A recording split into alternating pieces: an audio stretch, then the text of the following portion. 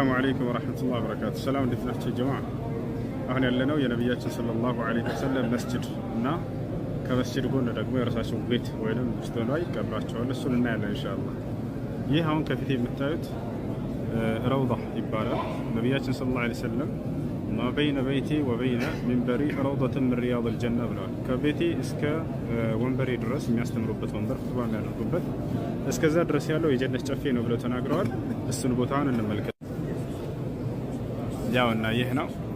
ይህ ما بين منبري وبين بيتي روضة من رياض الجنة ብለው ነብያችን ሰለላሁ ዐለይሂ ወሰለም የተናገሩት ما بين بيتي ومنبري روضة من رياض الجنة ከዚህ ጀምሮ እስከዚያ ድረስ ያለው እዚያ ጋር የሳቸው ቤት አለ። እሱን ደግሞ እዚያ ስንደርስ እናያለን።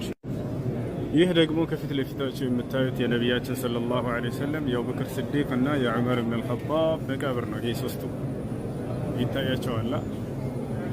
ያ ሰላም ያ ሰላም።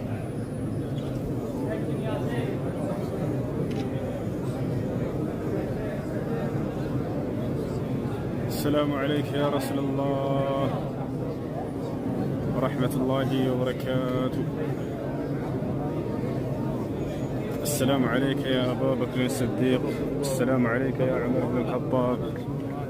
جزاك الله عنا وعن أمتك خير ما جزا به الأنبياء والمرسلين يا رسول الله.